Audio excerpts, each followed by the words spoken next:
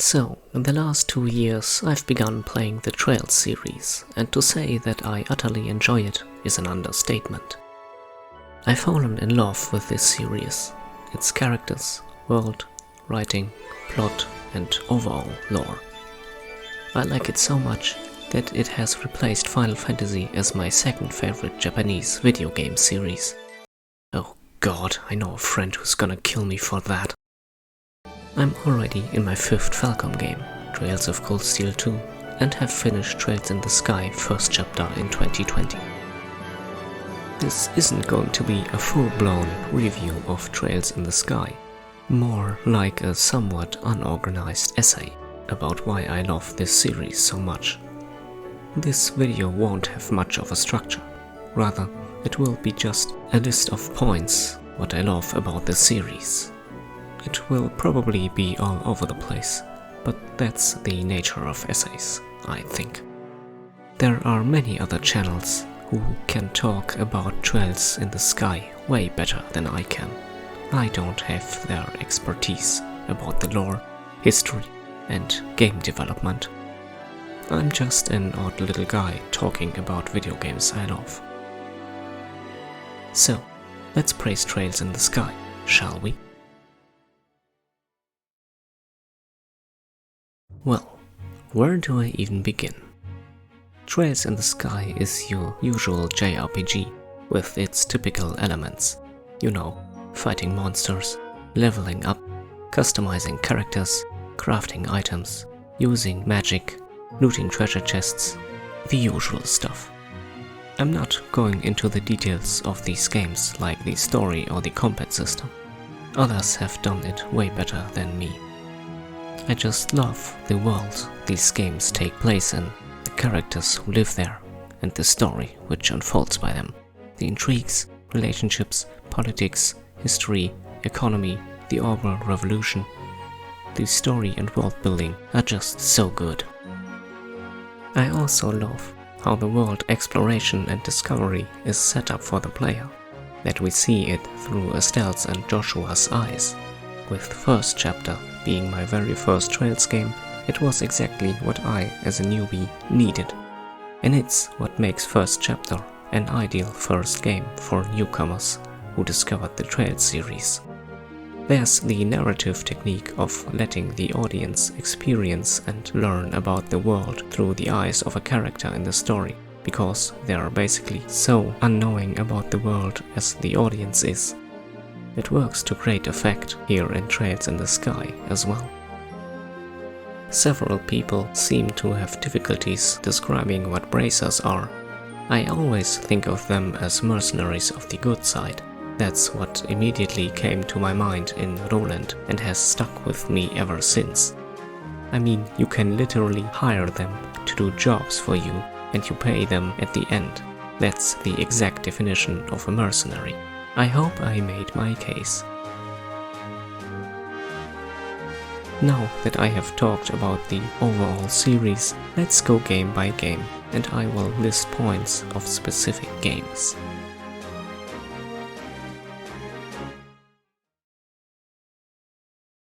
Trails in the Sky, first chapter. I discovered Trails in the Sky first chapter purely by chance on Steam one day. I can't exactly remember when this was. Around spring 2019, I think. For some months it stayed on my wishlist, until I bought it around fall 2019. I mean, it looked like a standard JRPG to me, so I couldn't go wrong with this, I thought back then.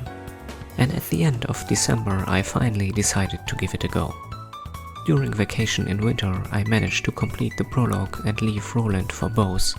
But I still couldn't see where everything was going, so I dropped it for some months due to lack of time.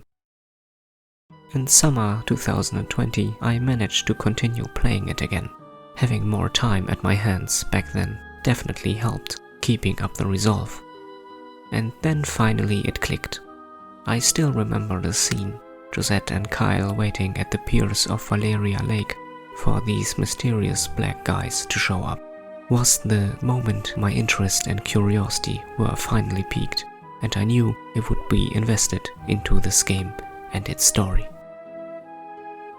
Again, a spoiler warning. I will go into much more detail regarding the Trails in the Sky series, so be prepared. This will be my last warning. If for some reason you haven't played the games but are still watching the video, I highly recommend playing the games and experiencing them blind. Moving on to more details.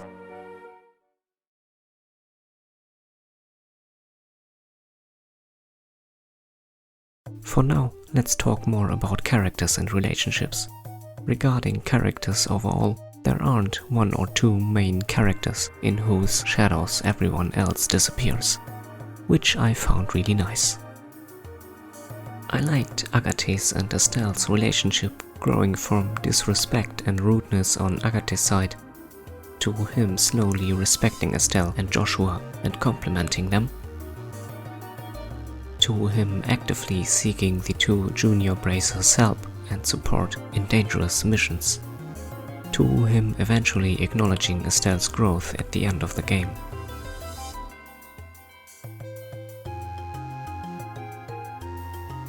I have to say that despite the fact I absolutely would have disliked Agathe in real life, he really grew on me in the game during my first playthrough, even from what little we saw of him. The game hinting Agathe is harboring a dark secret regarding his sister Misha again piqued my interest about this character. I also really liked his relationship with Tita. Their sibling dynamic was really cute, and one of the reasons I liked Agathe a lot during my first playthrough. But more on that when discussing second chapter. Way more, in fact. For a long time, and during my whole playthrough of first chapter, Olivier wasn't my favorite male character, as I still preferred Agathe. But at some early point during second chapter, he eclipsed the redhead. I still remember being absolutely excited hearing the loot at the Romano-British and knowing exactly what was up. And then the Erebonian appeared on a boat and startled everybody else. This was just so funny. He's an awesome and absolutely hilarious character. I love how after some point Estelle, Shera and Agathe just have learned how to deal with and handle Olivier and don't give a damn about his antics anymore. And not to speak of Müller, of course. I can really relate to Chloe. Her reserved and polite nature, her modest attitude, the relentless studying at Jenny's Royal Academy, and her doubts about being fit for such a task full of responsibility, like being the Queen of Liber, relying on the support of others in moments of overwhelming low self-esteem. All these character traits speak to me. I guess I will never be Queen of Liber. Anyway, Estelle simply put it best. And her goddess tier healing abilities are of course a gift from Adios herself and invaluable in my battles. The only character feeling slightly, and I say slightly, out of place in first chapter is Zin, but he's far more important than Amaranth will ever be. And arguably Vincent? Sorry, I'm definitely not an expert in Final Fantasy VII lore. He plays a far greater role in second chapter. The same goes for Kevin in second chapter, but we'll get to that later. The side characters are very memorable as well. Dr. Miriam and Antoine, Factory Chief Murdoch, Professor Russell, Phi, Dean Collins, Jill and Hans, Nogram, Mayor Maybell and Leela. I fucking love Josette and Kyle and always celebrate when they're on screen. Captain Julia, Niall and Dorothy of course, Kurt, Annalise and Karna, Matron Teresa and the children, Ina, General Morgan, Cassius Bright, the nice Duke Dunnan, and poor Butler Philip. Even antagonists like Colonel Richard, Amalthea, and, of course, Second Lieutenant Lawrence, aka Löwe. The humor in this game is great too. Olivier is guaranteed to make a situation funny by his sheer appearance. As an example, I will point out to a situation in the beginning of the tutorial of first chapter. Estelle's cooking is just passionate, as the Bright family would describe it. Also, Joshua, what do you mean by the curtains would catch fire again? And Estelle, you're not losing your eyebrows this time? What's that supposed to mean? Weissman is just an author character, kind of in the right way. For us, the audience, I mean, not the characters in-game, of course. I not only didn't see his reveal at the end of first chapter coming, but kinda liked Professor Alba as a character. Maybe I was just blinded by his academical knowledge and habitus.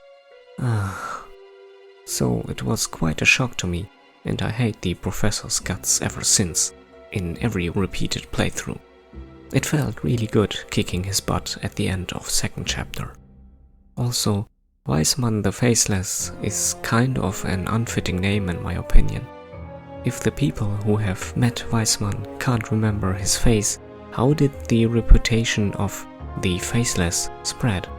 Like, did he just delete his face from his victims' memories, but not his name? I don't really want to call it a plot hole, but it somewhat confuses and annoys me, to be honest.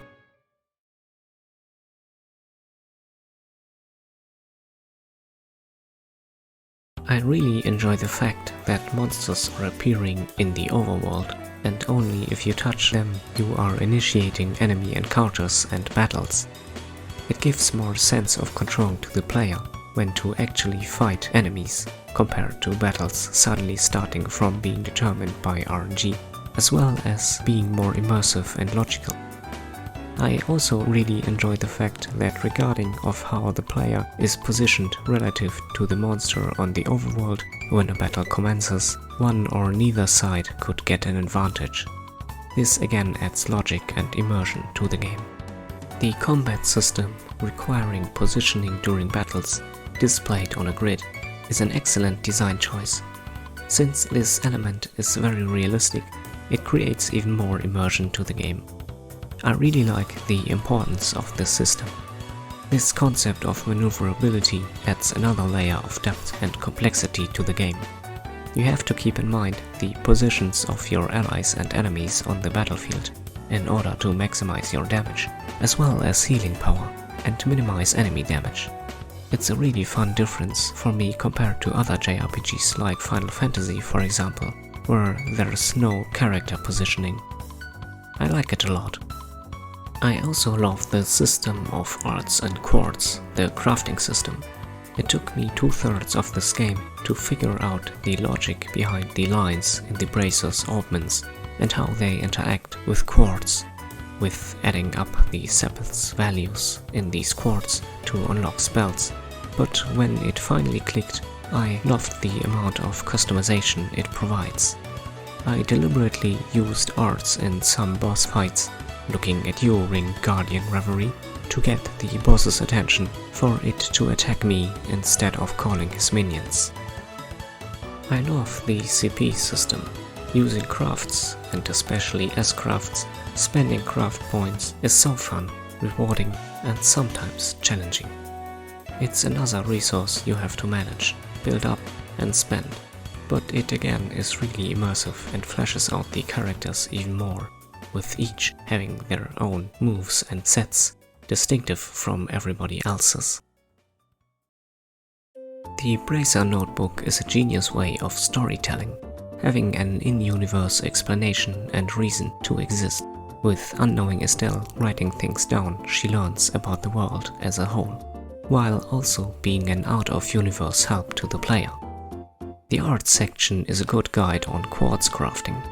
The mission notes remind the player about past story events and what has happened so far, in case they are returning to the game after some not-so-short time of absence.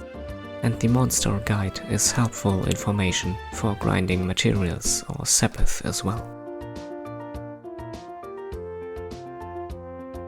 It's nice how characters are coming into and leaving Estelle's and Joshua's journey.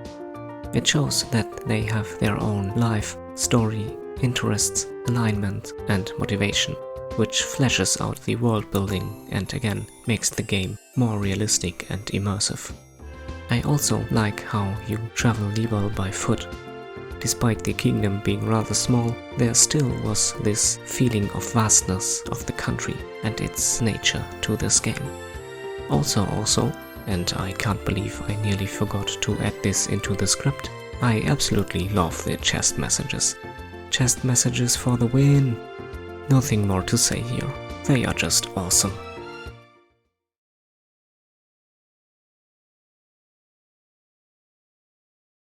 The music in this game was nice and pleasant to listen to, and sometimes even awesome. A lot of fitting tracks setting the mood for an adventure, like Under the Moonlight, A Cat Relaxing in the Sun, Seaport City Rouen, Studio City Zace, Royal Capital Grancel, The Leyston Fortress, It's Not Easy to Guard the Borderline, Creeping Crisis, and Engaged People in Secret Maneuvers. I especially like Secret Green Passage, Steel Floor Blocking the Way, and Silver Will. I remember being at the Varennes Lighthouse at the end of Chapter 2. The boss battles against the members of the Intelligence Division started to form, and I was thinking, oh great, this is such a great build-up. Yet another boss battle with this jazzy music. A shame it kind of ruins the mood and atmosphere here. And then Recapture kicked in. I've rarely in my life have been more hyped for a boss fight. This was the moment I truly fell in love with this game, and I knew it was something special. This was the point where I truly lost it and fully dived into the world of Trails in the Sky. To this day, Recapture is my favorite soundtrack of all in Trails in the Sky first chapter.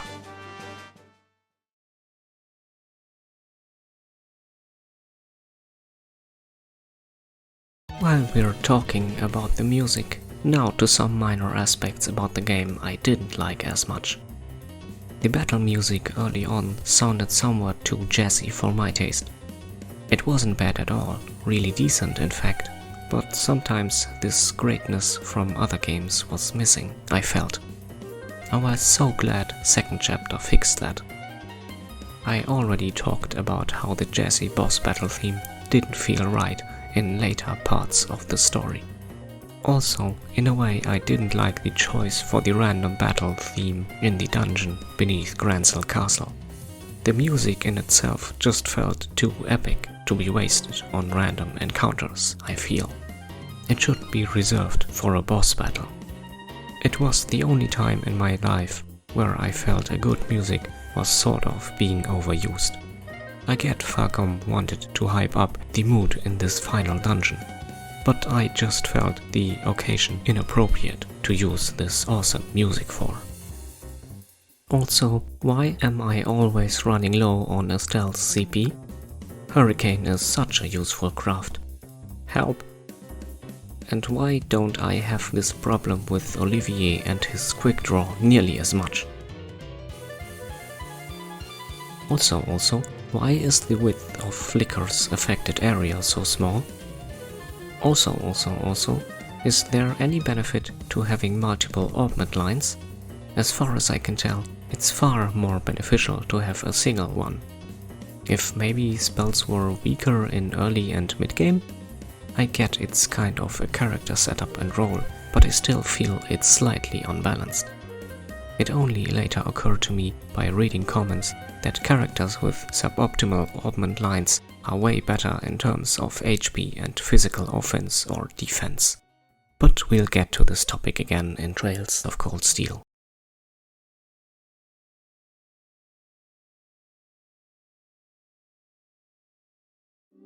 While Estelle's involvement in the events of first chapter, being the daughter of one of the most skillful individuals on the continent, is somewhat unsurprising, I'm not so sure about Joshua.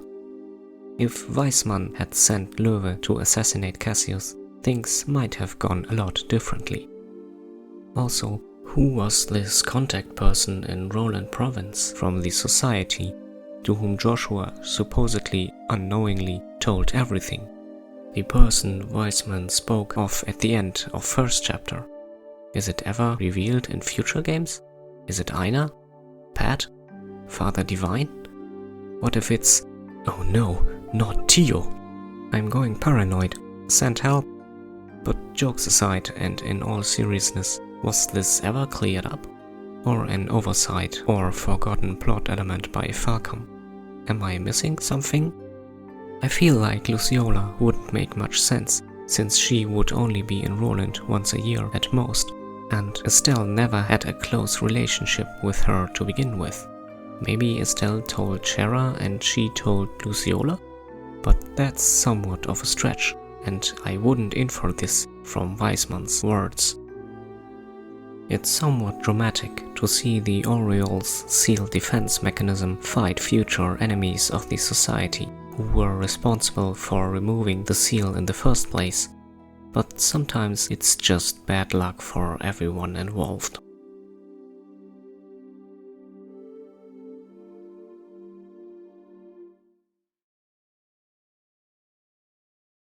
Trails in the Sky, second chapter. Despite being my favorite game out of the trilogy, I guess this game is the one I have the least to talk about, since I covered the foundations of what I like about this series in the previous chapter. I'm so glad second chapter answered all the questions regarding story and lore I had while and after playing first chapter. Regarding both games as one respective half of the same coin, it makes sense now, but when playing first chapter, I didn't know that.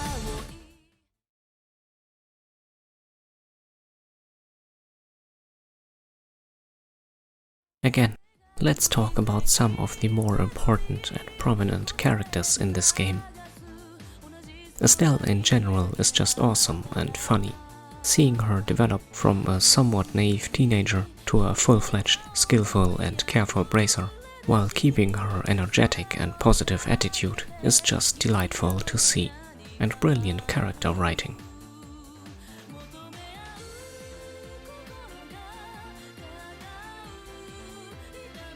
Estelle discussing Joshua's absence and his alignment with the Capua family with Chloe on the airship to Roland, and being supported by the princess, was a sweet gesture and a memorable, as well as slightly funny scene for me.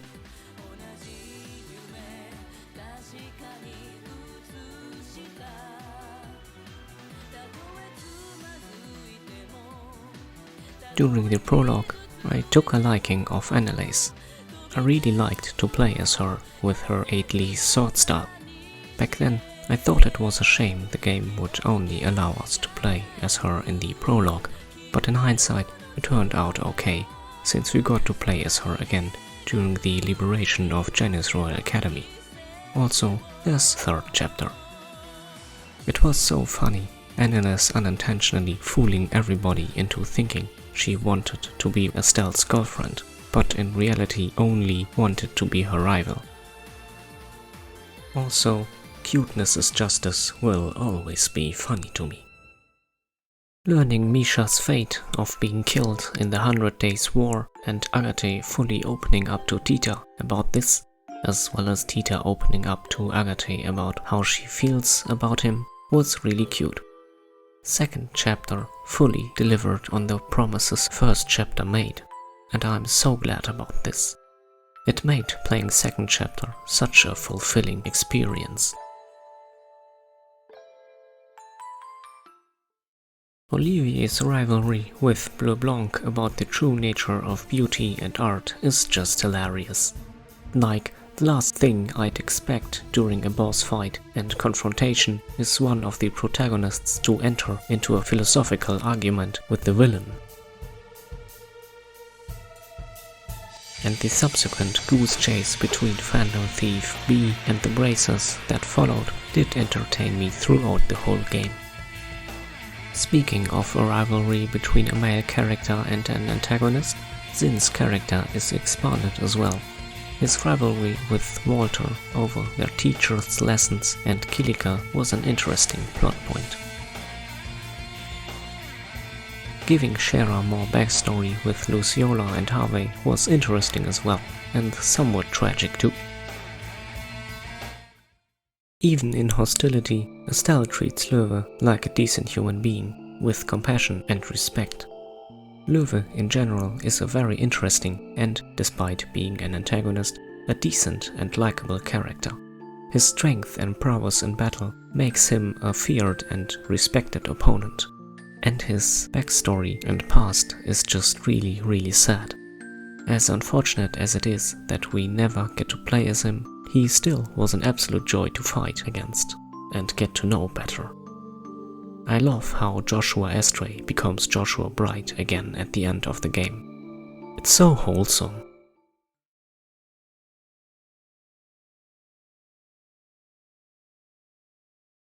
And then there's Ren. Oh my god, Ren. Such an awesome yet tragic character, and I haven't even played the Crossbell arc yet. So, where do I even begin? We meet Ren and her supposed parents for the first time at Air Latin. There, she gives us a formal introduction, but nothing too noteworthy. It's clear she will be semi-important, because she has a portrait, but not much else can be deduced from this scene. She starts playing a more important role at the Arbor Royal Villa, where she intentionally hides to be found by Estelle's group. Ren joins Estelle's group to hang out in Ransel, and her mischievous side shows up, leaving and returning to the group how she likes, without any consideration for how the other members feel about this. At least, Tita gets to hang out and bond with her, and they have some fun together. Among some semi-intimate moments, Estelle takes a liking of her, which Ren exploits by giving her a letter which leads Estelle into a trap. After appearing to be kidnapped by the remnants of the intelligence division, she reveals her true identity, a member of Ouroboros, Enforcer number 15, the Angel of Slaughter. From then on appearing like a spoiled and cocky child, she, however, never completely loses her connection to Tita and Estelle, with the two determined to save Ren. This already establishes her as an intriguing character, always ready to hinder our heroes from progressing. Later on in the story, she's hinting at something tragic happening in her life, but the details remain mostly unknown. All in all, there are many sad moments in Ren's story. And, you know, that. Sometimes humans can do really awful things. Let's just leave it at that. Ren's character development happens slowly and gradually over time. This is why it is so powerful and realistic. At the end of second chapter, Ren disappears and Joshua comments on it towards Estelle. This sets up future anticipation for third chapter and the Crossbell arc. At the end of third chapter, Ren still refuses to be with Estelle and Joshua, but all in all, it's a realistic behavior of a character in the end. And so, while this outcome being ever so slightly disappointing regarding a resolution of the subplot, I don't mind at all. I especially like one line from Ren when we first meet her in the Hermit's Garden. You literally can see how hurt, distrustful and bitter this poor little girl is. Being scared of emotionality and intimacy to allow to trust someone only to be hurt again. Her going back into a more comfortable scenario, setup and roles, that of fighting and having enemies to defeat. Estelle trying to talk, or later slap, some sense into Ren before their fight at Axe's Pillar exemplifies beautifully what hurdles Estelle, Joshua and Tita have to overcome in order to emotionally reach Ren. I was lucky to take Ren with me during the party's visit at Pseudo-Genus Royal Academy and Pseudo-Leyston Fortress. I didn't plan for it, but the extra dialogue I got was super entertaining. The one with Philip was the most yielding. Ren telling us about details of the fight we didn't get to see in second chapter was really interesting. While the conversation with Cassius didn't give us as much lore, I still remember Ren's comment. her being astonished and almost in awe of Cassio's strength, as well as Cassius accepting her being adopted by Estelle and Joshua.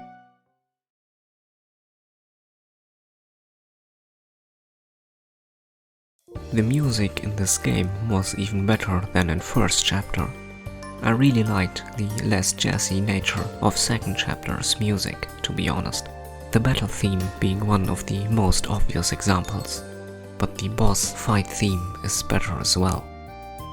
The town themes are largely the same, so that's quite a nice reoccurring musical theme and point of stability.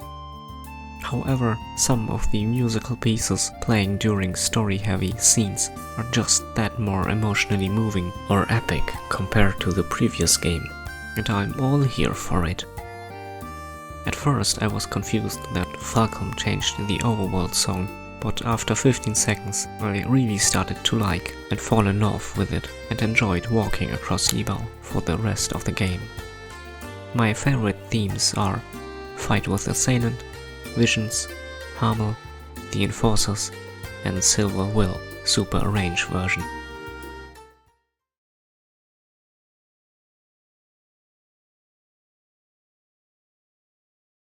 Again, talking about some things I don't know where else to put. Kurt training Estelle and Annalise in the prologue by putting them, unbeknownst to the two girls, in a simulated real-life situation was brilliant. And most importantly, it was effective in teaching the two inexperienced bracers what to expect from reality and in the future. It also shows the concern he had for the two, going inexperienced into the wild. While theoretical knowledge on the Jaegers is important, creating a practical experience by simulation in a safe and controlled environment really enhances the things learned from this. It was really the way to go here by Kurt, I think, to properly prepare Estelle and Annalise for the dangers to come. Some people apparently complain about the tutorial fight against him being too hard to the point where it might become a meme, but I honestly didn't feel that way. I don't remember anything noteworthy about that fight. There literally were side quest battles I had far more troubles fighting. Looking at you, monsters in the Western Gransel sewers. As great as this game was otherwise, I liked the final dungeon in this game the least. It was long and just dragged on and on. You know, the tunnels, the outside, much backtracking, the tower.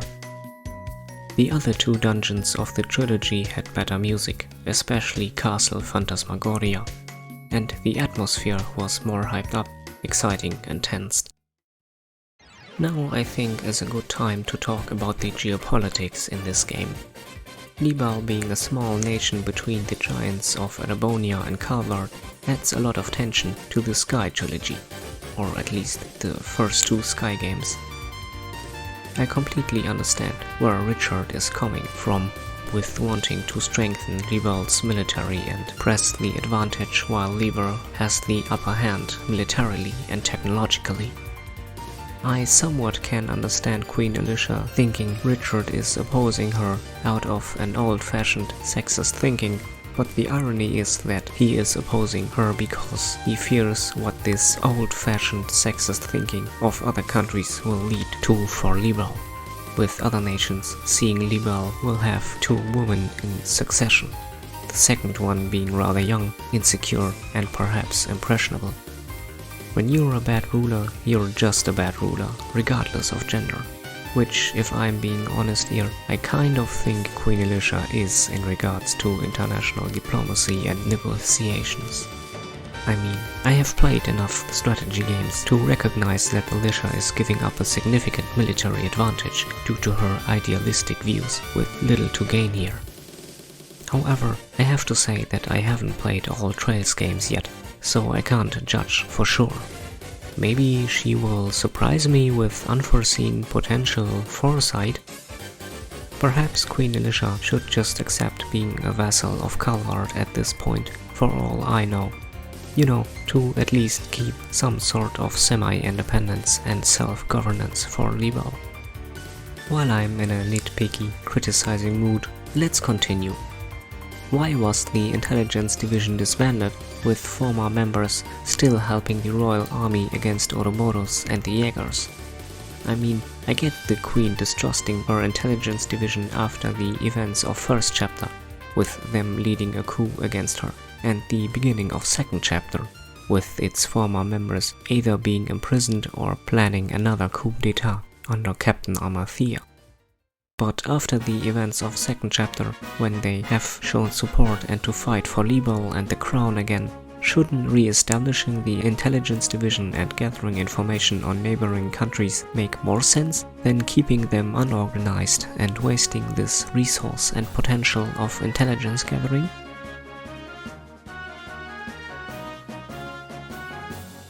Sometimes there are plot points which are a little bit contrived, like the group often getting rescued at the last moment, or Joshua fiddling with all the glorious engines at the same time.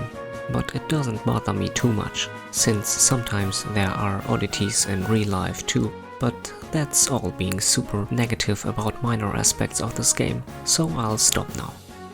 I loved the fact that crafts upgrades are giving more range or affect more area, like True Hurricane, True Flicker, etc.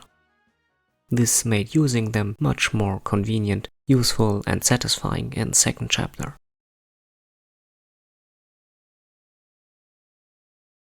Trails in the Sky the Third.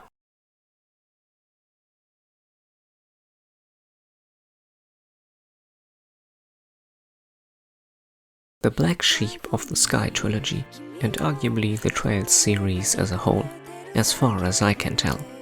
Some fans love it, others not so much. Here's my take on it.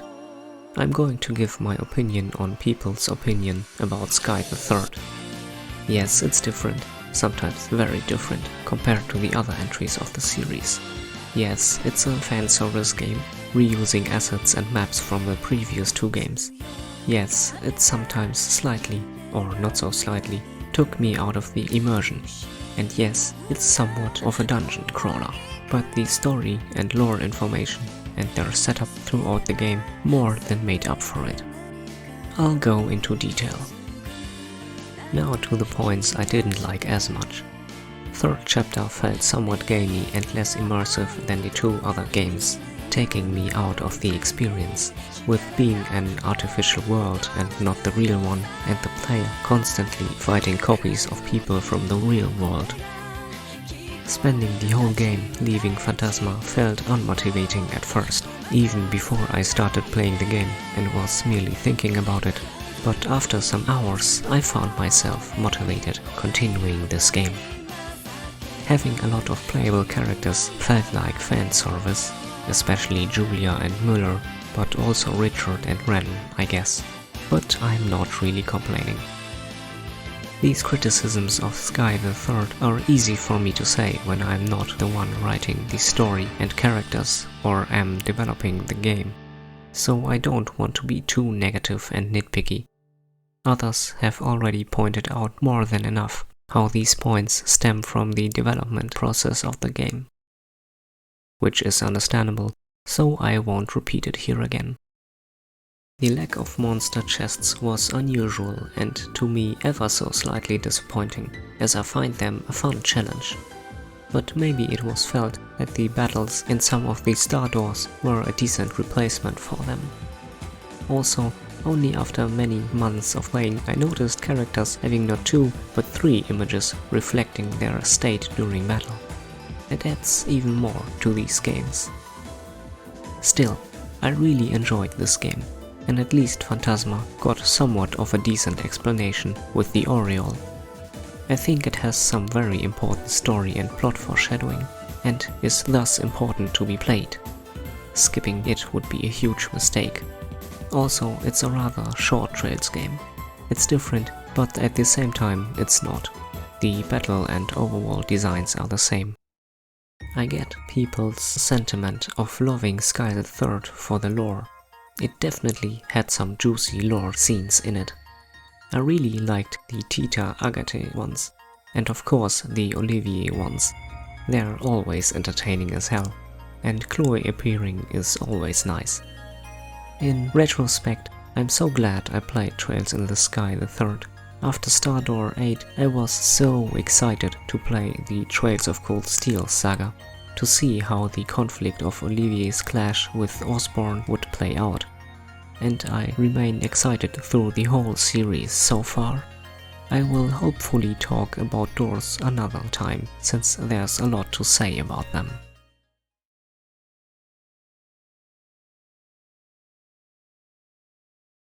Let's start with Reese. Reese was a very pleasant character throughout third chapter. She was probably the main driving factor for Kevin in escaping this adventure stronger than before. Especially during his time in Pseudo-Gehenna, for example, Reese was keeping him afloat. Kevin leaving her in the dark and being silent for 5 years is really painful. Just like Kevin, she must have suffered a lot by Rufina's death. Also, Reese having some sort of vengeance against innocent doors is just hilarious. If I had known during second chapter what third chapter had to tell about Kevin, I would have used, appreciated and cherished him more. He's a tragic character you just want to hug so badly.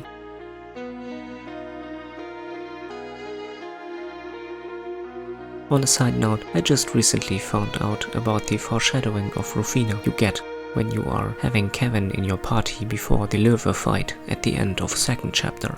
Again, another bit of world and lore building I love so much about this game and series. Also, Kevin is a badass for eavesdropping on Löwe and Bleu Blanc while being alone. Agathe and Zin appeared in first and second chapter like Kevin appeared in second and third chapter respectively, playing a minor role in the first part but getting really more depth in the second game. I really enjoyed learning more about them and their history. It was really nice playing as characters from previous games who weren't playable for a lot of the time, like Annalise or Josette. It was especially enjoyable playing as former, or technically still current, antagonists like Richard or Ren. Fuck Erica, she's a bitch, I don't like her. When you constantly clash and bang heads with 2 out of 4 people, maybe you're the problem. Look, I get her and Dan having to be far away from Zace for several months, probably because of their work. But Erica, maybe chill for a little bit once you return? I mean, you nearly killed or at least severely harmed your daughter if it wasn't for oh so despised Agathe to rescue Tita. I really liked the conversation he had with Dan about Tita. The atmosphere between these two to me felt more calm and respectful compared to Stupid Wife over there. It's good that others are filling in the role of providing guidance and comfort for Tita.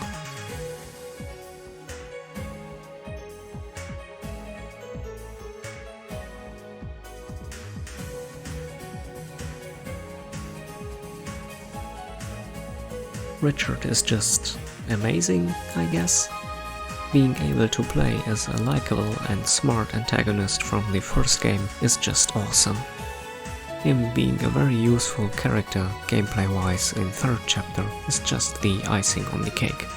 Using Luminous Divider over and over and over again, especially with CP recovery items, is insanely strong and somewhat feels like cheating, especially when combining him with Reese. I always was slightly disappointed of seeing so little of Cassius Bright over the course of 2.5 Sky games, despite how infamous, strong and skillful he's supposed to be. But then I got to the part in the story where we have to fight him in Pseudo-Leyston Fortress, and oh boy did he defeat me Adios knows how many bloody times. Again, this topic probably deserves its own video. It wasn't as bad as the Löwe fight at the end of second chapter, but considering he fought alone, while Löwe had the help of 2 clones and 2 archaisms to ramp up the difficulty of the battle, I think it's fair to say Cassius is the stronger one of the 2, and would win in a 1v1 fight. Maybe 7.5 to 8 out of 10 times, I'd estimate. It was also a mystery on what exactly Cassius had to do in Arabonia during first chapter, what bound his attention during that game. I'm very glad we got Star-Lord 13 as an answer to that. Estelle's constant bickering with Josette over the course of 3 games, while slightly tiring sometimes, was really funny. Somewhat a shame they never developed a healthy and supportive rivalry, not to mention outright friendship, like Estelle and Annalise did. But I guess some people just don't get along. Also, there's the hope that the majority of this bickering is just playful, non-serious banter, but I'm not good at figuring out such things.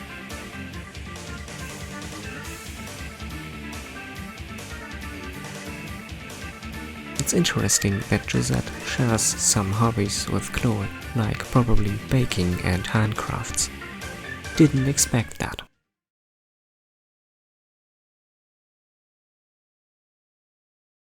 Not much to say about the music in this game by now. It's as awesome as always, as you'd expect from a Falcom game. Some of my favorite songs are Parallel Universe, The Crimson Stigma, The Final Choice, and Castle of Illusions.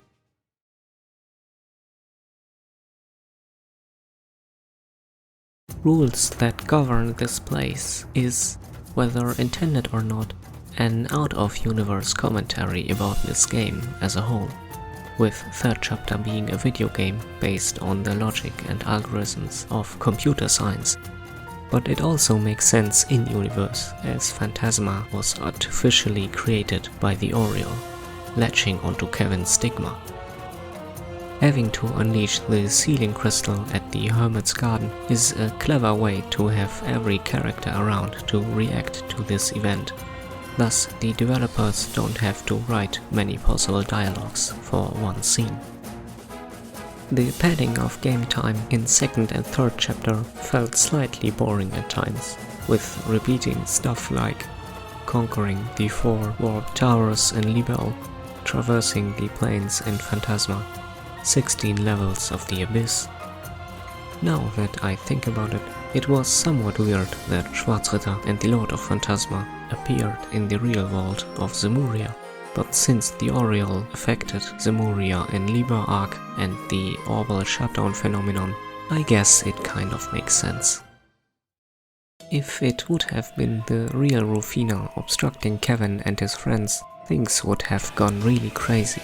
But now that it was just an illusion, I was ever so slightly disappointed, because I actually predicted this reveal of Rufina and was really hyped where the story would go with this. Having this reveal just be an image created by Kevin's stigma took much tension out of this reveal, but the trialogue of Kevin, Reese and Rufina at the end was really sweet. The character illustrations in the in-game menu look somewhat flat to me compared to second chapter. Also, seeing Olivier not wearing his white coat but a red one is just weird. Whew, that's all I have to say about the Trails in the Sky trilogy. These are the games that got me into the wonderful Trails series, which I by now am a passionate fan of, if you couldn't tell. This is my longest video and my longest script to date, which I guess only shows and conveys my passion for these masterpieces. I'm so glad I found these gems of video games, of art I might add. And I by now am somewhat scared of the fact that I discovered first chapter merely by coincidence, and without any knowledge decided to give it a chance. I love the world, the story, the lore, the details and the characters. After finishing the Sky trilogy in fall 2021, I started the Trails of Cold Steel saga and am now playing the second game in this series. I will then switch to Zero and Azure, as I've heard this is a good Order story rise if you've begun Cold Steel before these two games. And as fans are saying this Crossbell arc is as good as the Weevil one, I'm super excited to play them from this fall onwards. Regarding the Sky trilogy, I got so emotional sometimes during these games because of me having fallen in love with these characters that I legit cried at several scenes. Especially the main characters, I like them all equally. Except for Best Girl, because Best Girl is awesome.